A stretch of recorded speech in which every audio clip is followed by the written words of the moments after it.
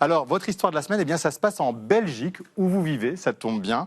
Un élégant passage commercial couvert qui a trouvé une vocation pour le moins inattendue, Charlotte. Oui, la prostitution est-elle le dernier bastion du commerce de proximité? Eh bien, on peut se poser la question en découvrant dans le quotidien flamand Het Nieuwsblad le destin de la petite rue de Verre qui, en néerlandais, Benjamin, se dit Glazen Straatje et qui est devenue donc une gigantesque maison close.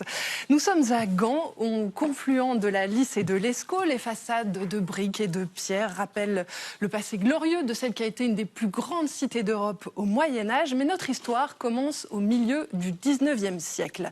Gand est alors une ville industrielle, on y file le coton, et à l'emplacement de notre future maison close, un riche marchand, Peter van der Donck, grossiste en produits coloniaux, va réaliser son grand rêve, construire une galerie commerçante comme à Paris. Sur le modèle donc des passages couverts qu'on trouve encore aujourd'hui près des grands boulevards. L'emplacement, il est idéal, le quartier est prospère et la galerie va permettre de relier la gare du Sud à une artère qui est très fréquentée. Peter, il fait donc construire 18 boutiques très luxueuses surmontées d'une voûte entièrement vitrée et le lieu tient ses promesses. Des citadins élégants s'y pressent pour faire du lèche-vitrine. Mais alors, comment ce lieu fréquenté par la haute société, c'est ce que vous venez de nous dire, est devenu un lieu de prostitution majeure, Charlotte? Eh bien, à partir de la crise des années 30, la gare voisine va fermer. Le quartier déclinera et très vite, les boutiques luxueuses de la galerie vont laisser place à des gargotes moins bien fréquentées. Les vitres sont cassées, le plafond de verre est remplacé par de la tôle ondulée et les pigeons finissent par être les seuls occupants de la Glazenstraat. Jusqu'à ce jour de 1985, où au cours d'un dîner, un entrepreneur de la région apprend qu'un joyau de l'architecture gantoise est en vente, notre fameuse petite rue de Verre. Et donc, c'est lui qui va transformer cette rue en grande maison close? Oui, mais à l'insu de son plein gré, en quelque sorte. Au départ, Joseph, il possède une entreprise de construction. Donc, il veut rendre à ce passage son lustre d'antan, évidemment. Il l'achète, il le rénove à grands frais, et puis il va y installer, comme à l'origine, de très belles boutiques et puis des cafés. Ensuite, il faut redonner envie aux Gantois d'y aller. Donc, il va organiser des défilés de mode, des débats politiques même. Il va aussi jusqu'à offrir des crêpes à tous les visiteurs. Pas des frites,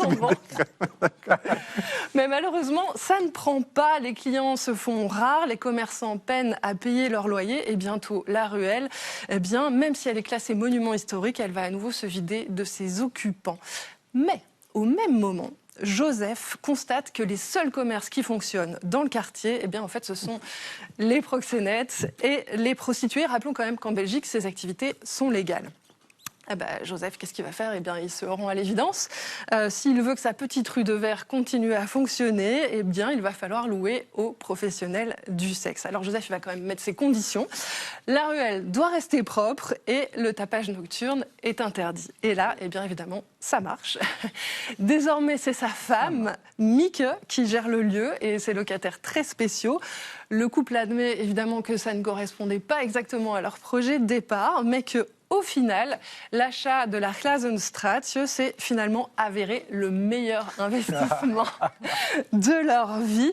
Voilà, une solution un peu singulière pour redynamiser les centres-villes. Merci, chercheuse, histoire incroyable. C'est sur la table pour les maires qui nous écoutent. Écoutez, voilà, on les laisse juges et on verra ce qui se passe localement. Merci Charlotte, et ça inspire bien sûr un dessin à Pascal Gros. Oui, à Gand, la Glazenstraat, je vais y arriver. Vous le prononcez pas aussi bien que Charlotte, mais moi non plus. C'est un peu comme partout ailleurs, ça se boboise, il y a carrément des vrais restaurants qui ouvrent. Bien frites et matcha. Merci beaucoup Pascal, et merci à vous Charlotte encore.